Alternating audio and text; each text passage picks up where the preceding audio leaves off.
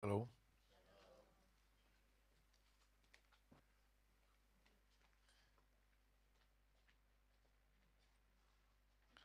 tahu-tahu sudah bulan November tanggal 5, ya toh? Dan kita sudah 10 bulan, pasti ada hal-hal, pengalaman-pengalaman, senang susah,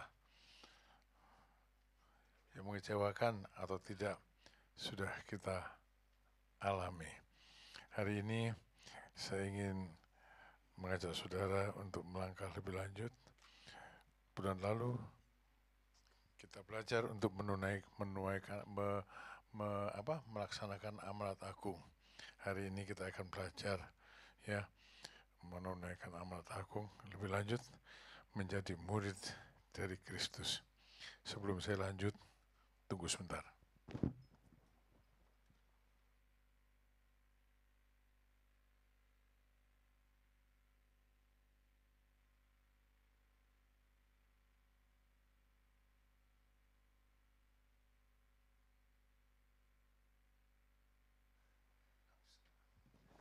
Absennya saudara.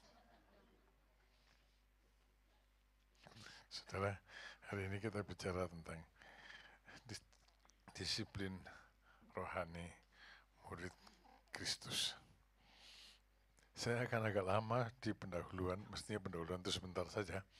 Tapi karena judul ini saya jadi berpikir, disiplin rohani murid Kristus, 1 Timotius pasal 6 ayat 6 sampai 16. Nanti kita baca. Saudara, ada kata murid. Pertanyaan saya disuruh khotbah ini, saudara ini murid Tuhan atau bukan ya? Ya, betul. Saya tuh mikir dalam, saudara ini, saya ini sedang berhadapan sama murid Tuhan atau bukan? Kalau bukan murid, ya percuma ngomong tentang disiplin rohanimu murid. Ayo, murid atau bukan? Tenan, saudara. Ya, atau sekedar kita orang percaya, bertobat, terima Yesus, dilahirkan baru.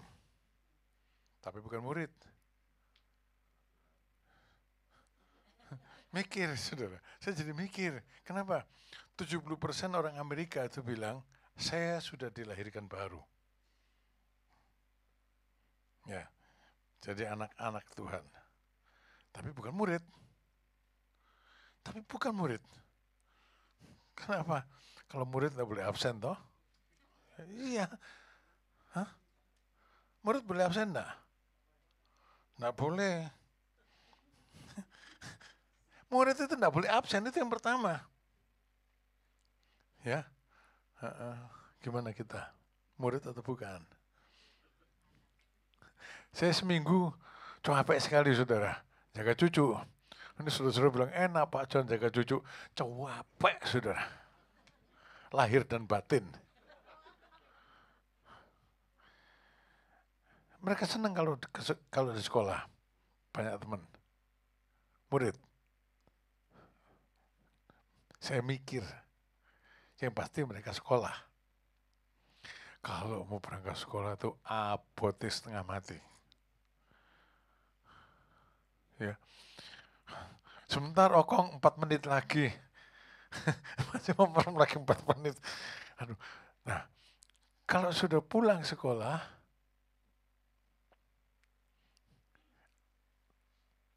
bawa hasil ulangan tuh memang kami itu sekeluarga enggak pernah menekan anak-anak untuk berprestasi bagus di sekolah, memang enggak. Nah, saya dan istri saya punya pedoman, anak-anak ini harus jadi orang baik, bukan orang pintar. Banyak orang pintar, tapi sedikit orang baik. Jadi anak saya juga gitu. Tapi kalau datang rumah bawa nunjukkan ketawa-ketawa matematiknya, istri dapat 5. Saya juga bingung juga saudara, karena dia sebetulnya bisa. Karena dia sebetulnya bisa. Sebab disuruh betulkan di rumah dia bisa. Ya. murid atau bukan? Saudara murid atau bukan? Saudara, Tuhan tidak mencari umat. Ya, umat belum murid. Umat itu belum murid. Saudara tahu, 33% penduduk dunia ini umat Kristen. 33%. Jadi itu sekitar sepertiga lebih ya, sepertiga dari 7,5 miliar. 3 miliar orang dunia ini menyebut dirinya adalah umat Kristen. Percaya Tuhan Yesus, percaya. Lahir baru. Saya sudah lahir baru, saya sudah percaya. Umat, tapi bukan murid. Kenapa? Saya kadang-kadang mikir juga, saudara. Tidak menjadi murid itu lebih enak. Cucu saya itu bilang, ini Icil kepingin cepet seperti Madar, okong aja lah. Kenapa? Gak usah sekolah, gak usah belajar, santai katanya. Ya. Nah, pikiran anak kecil. Tapi banyak orang Kristen jadi juga pikirannya anak kecil, saudara. Ya, tidak jadi murid. Tidak merasa punya kewajiban untuk belajar tentang Tuhan. Tidak merasa ada gunanya belajar tentang Tuhan. Cita-cita sih boleh ada. Bapak Ibu kalau saya tanya, nanti kalau besar jadi apa? Mau jadi kepala kantor internasional, katanya. Soalnya bapaknya kepala kantor internasional. Melanglang buana terus, wong kepala kantor internasional ya. Sebentar di Tiongkok, sebentar di Australia, sebentar di mana? Eropa, sebentar di mana-mana, terusan pergi. Mau jadi kepala kantor internasional, cita-cita boleh ada, tapi tindakan belum tentu.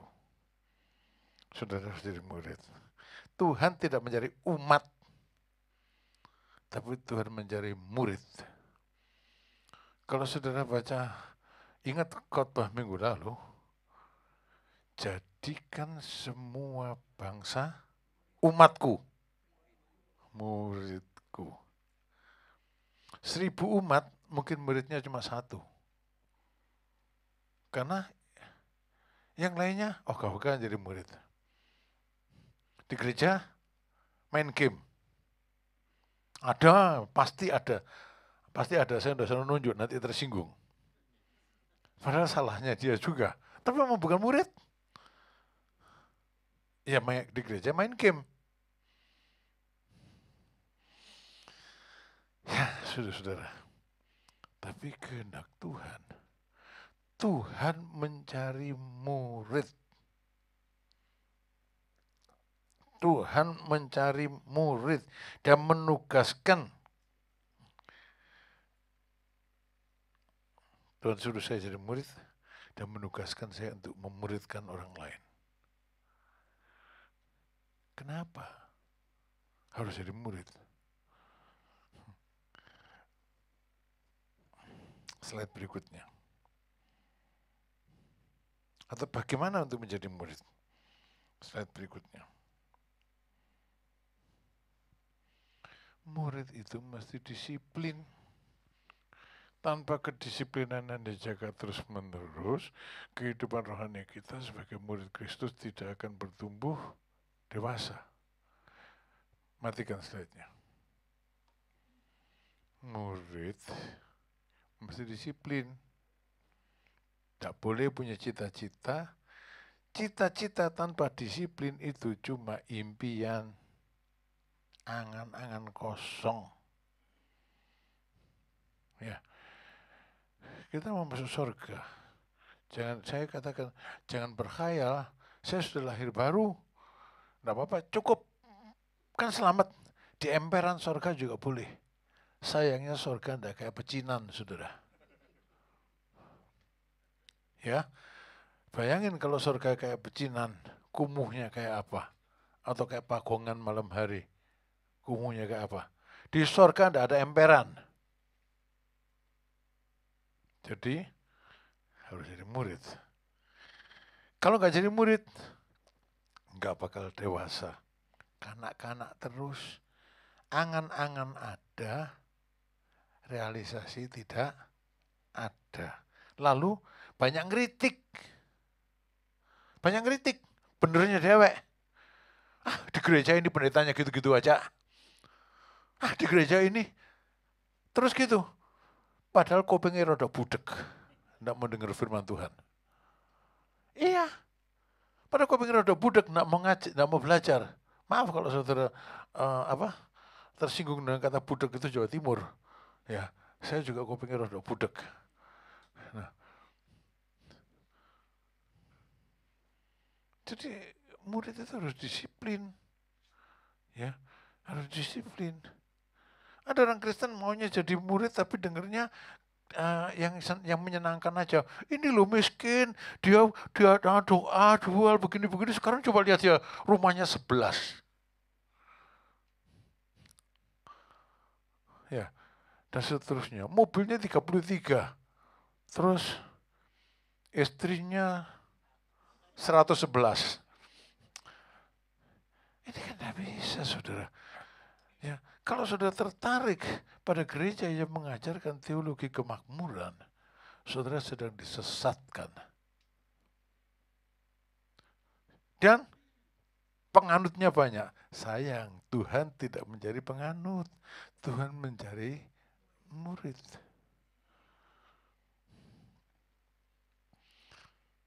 Ya. Jadi kalau mau tumbuh menjadi dewasa, jadilah murid. Apa bedanya orang dewasa dan anak-anak? Orang dewasa itu, saudara, bisa membedakan ini baik, ini salah. Jangan istri saya itu. Saya itu salah enggak, Bu? Kalau saya doa kayak gini.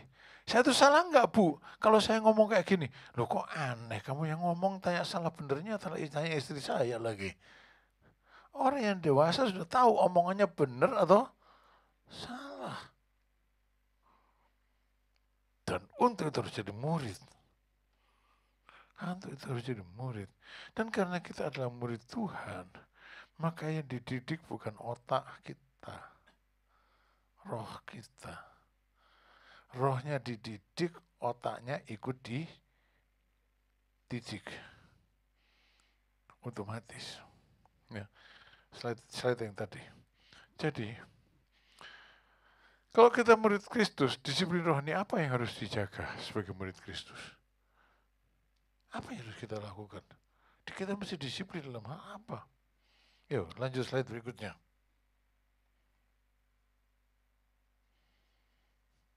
Kita baca 1 Timotius pasal 6, pasal 4, ayat 6, 13, dan 16. Dengan selalu mengingatkan hal-hal itu kepada saudara-saudara kita, engkau akan menjadi seorang pelayan Kristus Yesus yang baik. Perhatikan ini, terdidik. Terdidik namanya dididik. Yang dididik siapa? Murid. Terdidik dalam soal-soal pokok iman kita dan dalam ajaran sehat. Ajaran berarti pelajaran, diajar. Siapa yang harus mendapat pelajaran? Murid. Yang telah kau ikuti selama ini. Sementara itu sampai aku datang, bertekunlah dalam membaca kitab-kitab suci, dalam membangun dan dalam mengajar. Awasilah dirimu sendiri dan awasilah ajaranmu. Bertekunlah dalam semuanya itu, karena dengan berbuat demikian engkau akan menyelamatkan dirimu dan semua orang yang mendengar engkau. Begini saudara, jadi penganut itu berbahaya. Katanya percaya Tuhan Yesus, dilahirkan baru, selamat. Ya betul, berbahaya. Bahayanya apa? Kehilangan keselamatan. Sebab tidak ngerti apa-apa. Baru ngertinya percaya, bertobat, diselamatkan. Nggak ngerti apa-apa. Lalu di dunia ini banyak ajaran sesat. Ya, dalam 1 Timotius pasal 4 ini di awal-awalnya itu disebutkan tentang mengatasi ajaran-ajaran yang sesat. Ya. Seorang murid Kristus itu terdidik dalam soal pokok-pokok iman. Ya. Terdidik dalam soal pokok-pokok iman, ngerti. Kalau percaya kepada siapa, mengapa percaya itu ngerti. Dipahami, betul-betul dipahami. Ya. Dalam ayat yang ke-6 tadi, terdidik dalam soal pokok iman kita dan dalam ajaran sehat yang telah kau ikuti selama ini. Oh, saudara, pelajaran tentang yang menyimpang dari soal pokok iman sangat digemari pada saat ini. Apa misalnya? Orang Kristen perlu bayar per bulan enggak ya? Itu bukan soal pokok iman, saudara. Itu praktek iman. Tapi kalau saya lihat ada yang membahas seperti itu, ya, yang melihat banyak sekali. Lalu nanya, ini betul enggak ya Om? Itu bukan tentang soal pokok iman. Itu adalah praktek iman. Apalagi, saudara, kalau orang sebelah itu mampir rumah saudara, sebelah itu loh, suka mampir ke rumah orang Kristen. Berapa kali dulu mampir ke rumah saya. Maka pertanyaannya, maaf ya, ini saya dulu mau nanya, Kristen ya, Kristen, nama Tuhannya siapa ya? Banyak orang Kristen karena masalah ini saja tersesat. Ya Tuhan Yesus, salah Om, nama Tuhannya itu Yehova. Dan kita nggak tahu bahwa nama Tuhan kita itu Yahweh.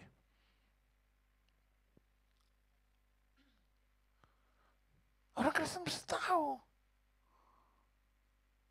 Orang Kristen mesti tahu bahwa Tuhan kita itu Yahweh.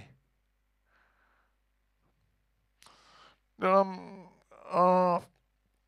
Keluaran itu kan Musa diutus ke orang Israel yang waktu itu diperbudak di Mesir. Lalu Musa tanya sama Tuhan, loh nanti kalau mereka tanya Tuhan, nama Tuhannya siapa yang ngutus kamu? Katakan, Yahweh yang mengutus kamu. Ya, kita bilang Allah Bapa, kita bilang Tuhan Yesus, kita bilang Roh Kudus. Saudara, 3 menjadi 1. Gak akan disesatkan. Terus ada lagi penyesat yang bilang, saya pada satu hari membuat posting. Hendaklah kamu menjadi sempurna seperti Bapamu yang di surga sempurna. Ada yang komen, pendeta penipu, Bapak itu tidak ada. Ada lagi yang, Bapak itu tidak ada, tidak menjawab doa juga tidak bisa. Saya bilang, goblok heran orang ini. Nah, tapi kita banyak yang tersesat toh. Kita menjadi banyak penganut oneness. Tapi kalau kita terdidik dalam soal pokok-pokok iman, hal yang seperti itu kan gampang dijawab. Dalam 1 Korintus 8 ayat yang ke-6, di situ Paulus bilang bahwa pada kita hanya ada satu Allah yaitu Bapa dan satu Tuhan yaitu Yesus. Satu kali saya punya grup, Enlightenment Group, dari mahasiswa kedokteran zaman saya dulu, itu 50 tahun yang lalu. Berdebat soal itu. Saya lama-lama gemes, tak tulis saja ayat ini. Saya nggak banyak tulis, tak tulis saja ayat ini. Ya, 1 Korintus pasal 8 ayat yang ke-6. Bahwa kita ada satu Bapa, ada satu Allah yaitu Bapa, satu Tuhan yaitu Yesus. Tak tulis ayat ini, tak kesan ke mereka. Mingkem kabeh. Karena dijawab dengan firman Tuhan. Bagaimana bisa menjawab itu kalau kita nggak terdidik dalam soal pokok dari ajaran kita? Bahwa kita akan dibingungkan, iya kan tidak masuk akal Tritunggal. Tritunggal itu bukan soal masuk akal, soal percaya atau tidak percaya. Ada lagi yang Yesus itu bukan Tuhan. Orang sebelah itu bilang Yesus itu bukan Tuhan. Yesus itu diciptakan. Yesus itu bukan Tuhan. Saudara-saudara, kalau di mana namanya, di YouTube ada yang bilang, kalau Yesus pernah bilang bahwa dia adalah Tuhan, saya hari ini juga jadi Kristen. memang nggak pernah baca Alkitab, pantas. Tapi kalau saudara terdidik dalam soal iman, kan saudara bisa jawab, bisa langsung tahu bahwa Yesus Tuhan dan Yesus sendiri yang bilang dia Tuhan. Yohanes pasal 13 ayat yang 13, Tuhan Yesus bilang, engkau mengatakan aku adalah guru Tuhan. Ya, katamu itu betul, aku memang Tuhan dan gurumu. Saudara-saudara, daripada kepo cari soal-soal yang enggak, kita mesti terdidik dalam soal-soal pokok ajaran kita. Soal Allah Bapa, Anak, dan Roh Kudus. Terdidiknya itu bukan bagaimana, kritis, bukan. Percaya. Kalau kamu percaya, kamu akan melihat kemuliaan Allah. Kalau kamu tidak percaya, meskipun ada kemuliaan Allah juga, kamu tidak akan melihatnya. Sebab matanya buta. Orang yang tidak percaya matanya buta. Dan banyak hal yang lainnya, ya, yang serupa dengan itu saat ini. Banyak berkeliaran di media sosial, di YouTube, di Instagram, dan orang senang. Kenapa? Karena mereka hanya umat, bukan murid. Hanya penganut, bukan murid. Makanya, rungokno nek saya doa, saya kan jarang sekali bilang tentang umatmu. Saya bilang anak-anakmu. Beda sekali. Beda sekali antara umatmu dan anak-anakmu. Hanya engkau yang di dalam Tuhan Yesus Kristus, yang terdidik di dalam soal-soal pokok iman, anak Allah, menerima waris kerajaan surga. Perhatikan akan hal ini, saudara. Kalau tidak, kalau saudara hanya berbicara soal umat, soal penganut, saya khawatir saudara mengharap emperan kerajaan surga, emperannya itu neraka. Emperannya itu neraka, saudara. Belajar baik-baik dari Tuhan tentang soal pokok-pokok iman kita. Lalu, Alkitab itu tak pernah salah, jadi jawabnya dari Alkitab. Jangan katanya Om John begini, nanti yang satu yang bilang, enggak, tapi katanya Pak Pur begini. Terus yang satu, saya setuju katanya Pak Heru. Loh, kenapa enggak tanya katanya Tuhan bagaimana? Kenapa enggak tanya katanya Tuhan bagaimana? Murid Tuhan itu katanya Tuhan. Ya, cucu saya itu kalau sudah kadung perhatikan katanya guru, malam hari dia belajar sama mamanya bilang, Cil bukan gitu, begini. Nah, mama itu salah, katanya guru begini. Nah, ngeyel. Ya.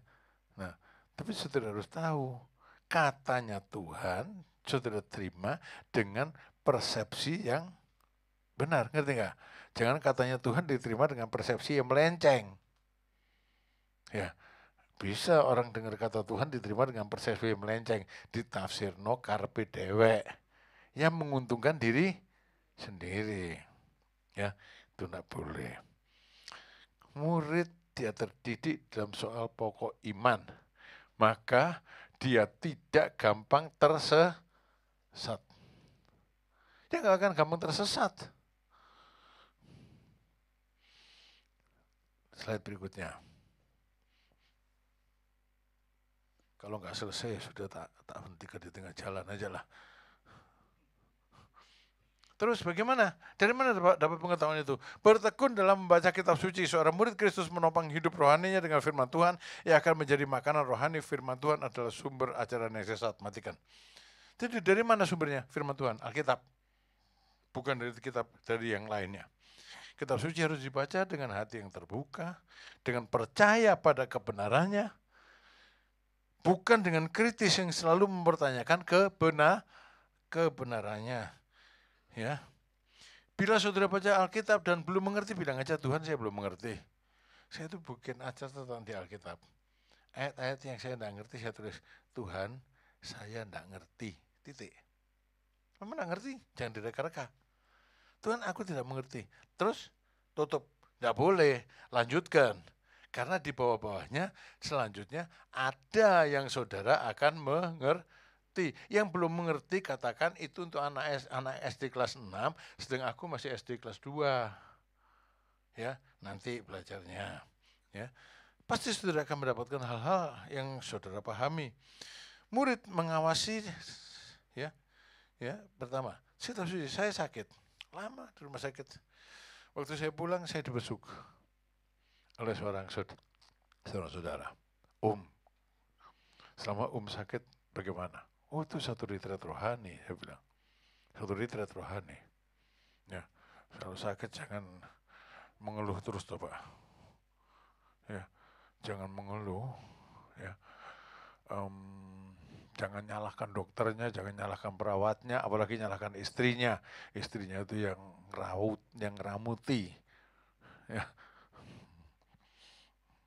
Ya, ini menyimpang nih. Kalau saudara sakit, istrinya diomeli terus, dia berdoa, Tuhan sampai kapan sih ini? Maksudnya apa? Ndang diangkat Tuhan, capek aku. Kalau sakit jangan ngomeli istrinya. Istri juga kalau sakit jangan ngomeli suaminya. Retreat bersama dengan Tuhan. Terus dia tanya, jadi baca buku apa? Alkitab. Baca buku apa lagi Alkitab. Baca buku apa lagi Alkitab. Masa cuma baca Alkitab? Iya, bacanya cuma Alkitab, saya bilang. Kenapa? Karena Alkitab itu kitab di atas segala kitab. Jadi untuk baca Alkitab, ya baca Alkitab. Sampai hari ini, ya saudara, saya baca Alkitab. Tapi sekarang bukan Alkitab, Alkitab. Matanya rodok. Nah, saya ngomong itu dimarahi lagi sama istri saya. Matanya itu rodok picek, saudara. Jadi kalau pakai tab kan, tak gini kan langsung gede ya. Ya toh? Kalau HP kan tinggal digini kan aja langsung gede. Matanya tuh ada bular, saudara. Nah, tapi baca, ya. Slide. Awasilah diri dan ajaran. Murid Kristus sejati juga terus mengevaluasi dan mengawasi diri dan ajarannya, hidupnya terbuka di depan orang untuk diberi masukan. Ya saudara, sampai sejauh mana kita menyerap pelajaran, itu kita mesti evaluasi. Saya tuh kalau belajar cepat, matikan aja. Saya tuh kalau belajar cepat, saudara. Ya, kalau belajar kelompok gitu, yang lainnya baru separuh saya sudah selesai. Baca cepat. Tapi ngerti apa enggak? Masalahnya kan gitu. Lambat ngerti lebih baik daripada cepat enggak tahu apa. Enggak tahu apa-apa. Nah, saya tuh kalau belajar, saudara saya nyiapkan soal. Saya nyiapkan soal. Selesai saya belajar, saya buka, dulu kan ada bank soal ya toh. Tentang ilmu penyakit dalam.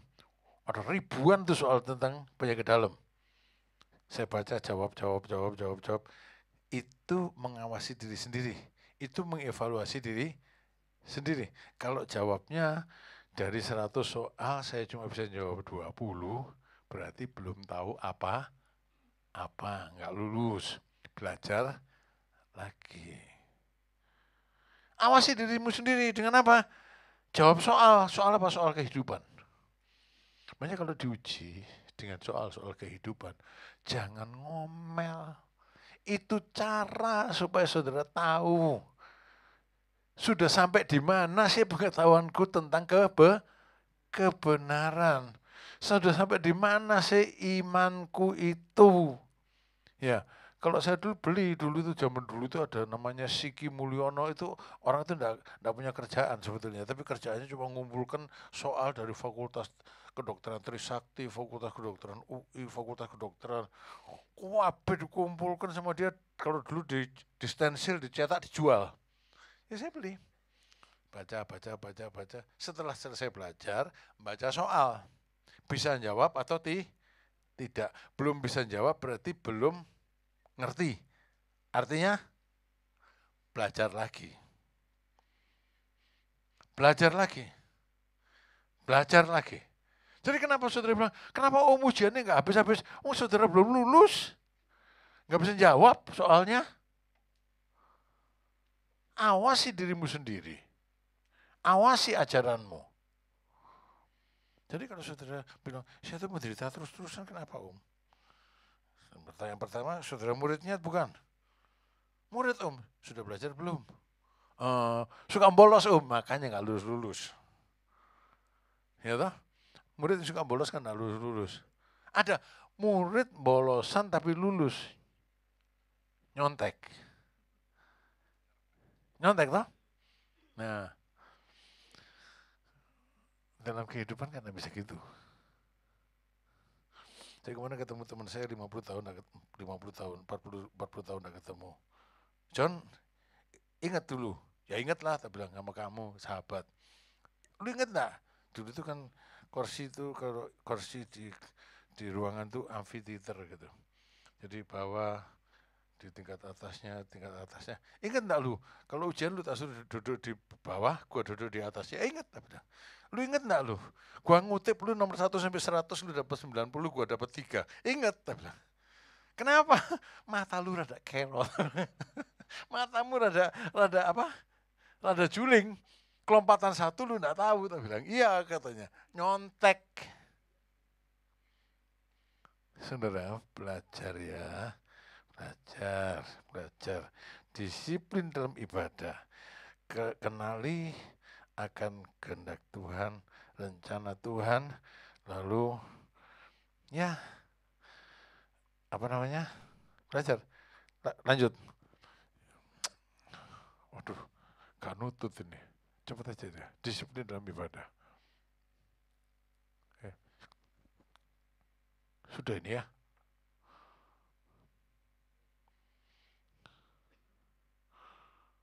Murid Yesus dapat menjalankan disiplin ibadah dengan menjauhi tahayul dan dongeng. Tahayul dan dongeng dengan berbagai bentuk telah memecah belah perhatian orang percaya dan mengikis disiplin rohani orang percaya. Ayat yang ke-7. 1 Timotius 4 ayat ke-7. Tapi jauhilah tahayul dan dongeng nenek-nenek tua, latihlah dirimu beribadah, latihan badani terbatas gunanya, tapi ibadah itu berguna dalam segala hal, karena mengandung janji baik untuk hidup ini maupun untuk hidup yang akan datang. Perkataan ini benar dan patut diterima sepenuhnya. Itulah sebabnya kita berjerih payah dan berjuang, karena kita menaruh pengharapan kita kepada Allah yang hidup, juru selamat semua manusia, terutama mereka yang percaya. Apa yang menghalangi disiplin dalam ibadah? 1, dongeng. Anak kecil suka dongeng. Orang Kristen yang suka dongeng, awas. Ya ada tuh, kayak khotbah apa? Aduh, nanti lain kali kalau pendetanya lucu. Saya bilang sama saudara saya, kenapa? Ini kan sudah almarhum. Tukul sudah mati enggak ya? Masih hidup. Kenapa lu undang-undang Tukul saja? Tukul enggak bisa khotbah, Mongol. Saudara-saudara, yang menghambat disiplin ibadah adalah sikap kepo. Ngerti kepo?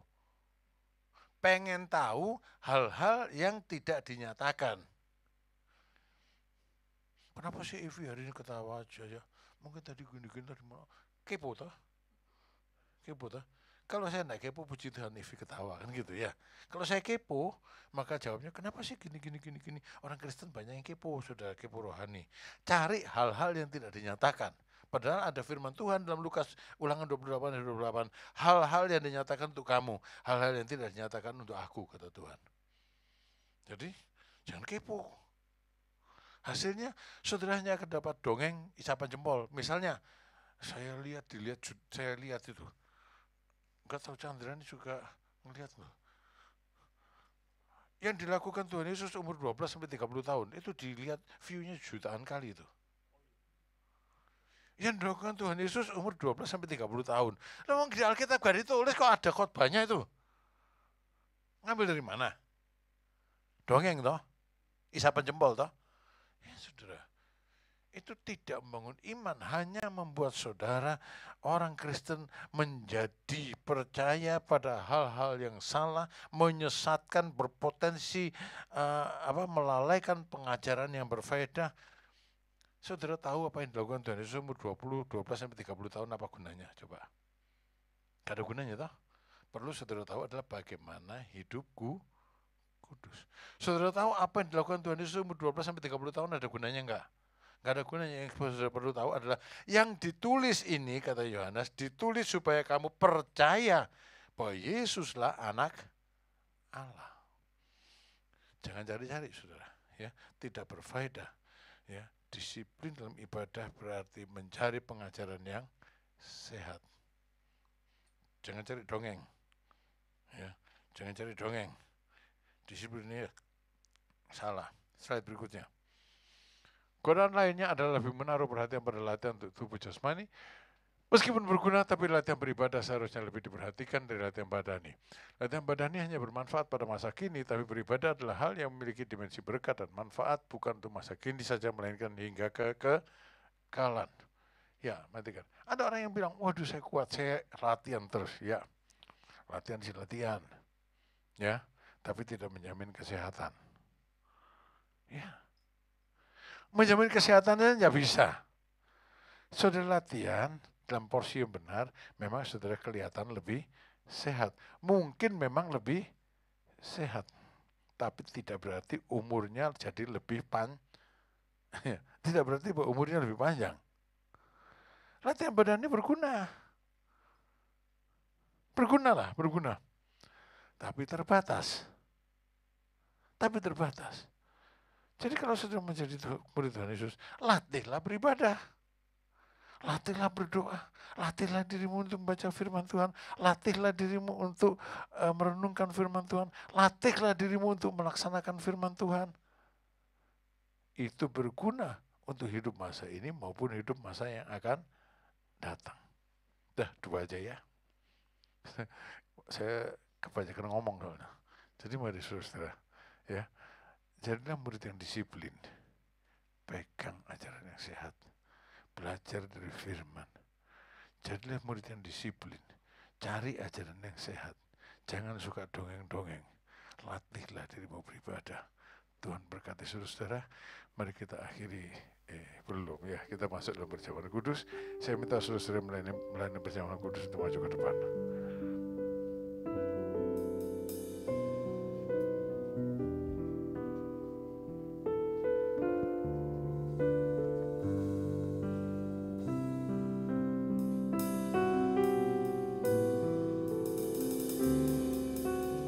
Berdiri kita berdoa sebelum perjamuan kudus ini. Bapa di surga, oleh kemurahan Tuhan di minggu pertama dari bulan November ini kami melaksanakan